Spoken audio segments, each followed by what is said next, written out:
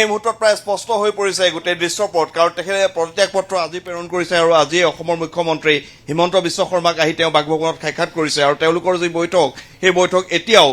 মুখ্যমন্ত্ৰী হিমন্ত বিশ্ব শৰ্মাৰ দিল্লীৰ যি চৰকাৰী বাসভৱন আছে তাত এই মুহূৰ্তত বৈঠক চলি আছে আৰু তৃণমূল কংগ্ৰেছ মমতা বেনাৰ্জীৰ কাৰণে এয়া এক মুখ্যম আঘাত কাৰণ 2021 চনত সুস্মিতা দেৱে জইন কৰিছিল যোগদান কৰিছিল আৰু তাৰ পিছত আমি যদি চাওঁ তেনেহলে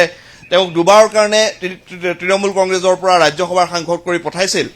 আৰু তাৰ পিছত আজিৰ দিনটোত তেখেতে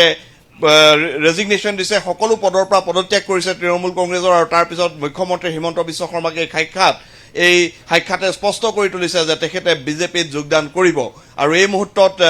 তেখেতৰ যি আলোচনা সেই আলোচনা মুখ্যমন্ত্ৰী হিমন্ত বিশ্ব শৰ্মাৰ সৈতে চলি আছে আৰু আজিৰ দিনটো বিজেপিৰ কাৰণে আমি যদি চাওঁ যেহেতু আজি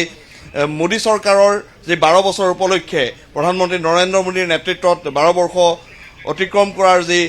ক্ষণ সেই ক্ষণটোত আজি এনডিএৰ সকলো নেতৃত্ব দিল্লীত আছে তেওঁলোকে প্ৰধানমন্ত্ৰী নৰেন্দ্ৰ মোদীক আজি অভিনন্দন জ্ঞাপন কৰিব 3 বজাত ভাৰত মণ্ডপমত আৰু তাৰ পূৰ্বে সুস্মিতা দেৱৰ এই পদত্যাগ আৰু ইয়াৰ যোগদান এটা কথা স্পষ্ট কৰি তুলিছে যে আজিৰ দিনটোতেই হয়তো এক সিদ্ধান্ত সুস্মিতা দেৱে গ্ৰহণ কৰিব আৰু এই মুহূৰ্তত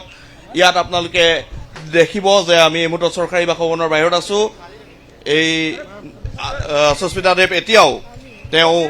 মুখ্যমন্ত্ৰী হিমন্ত বিশ্ব শৰ্মাৰ সৈতে আলোচনা কৰি আছে গতিকে এইটো কথা স্পষ্ট যে তেওঁ বিজেপিত যোগদানৰ বাট প্ৰায় মুকলি হৈছে ঋতুমণি ধন্যবাদ জ্ঞাপন কৰিছো প্ৰাঞ্জল প্ৰতিম দাস আমি পৰৱৰ্তী সময়ত আপোনাৰ কাষলৈ আহিম এবাৰ তৃণমূল কংগ্ৰেছ ত্যাগ কৰিছে সাংসদ সুস্মিতা দেৱে মমতা বেনাৰ্জীলৈ ইতিমধ্যে পদত্যাগ পত্ৰ প্ৰেৰণ কৰিছে সুস্মিতা দেৱে দলৰ সকলো পদ ত্যাগ কৰা বুলি পত্ৰত উল্লেখ কৰিছে সুস্মিতা দেৱে টিএমচি ৰাজ্যসভাৰ সাংসদ আছিল সুস্মিতা দেৱ সাংসদ পদ ত্যাগ কৰিছে সুস্মিতা দেৱে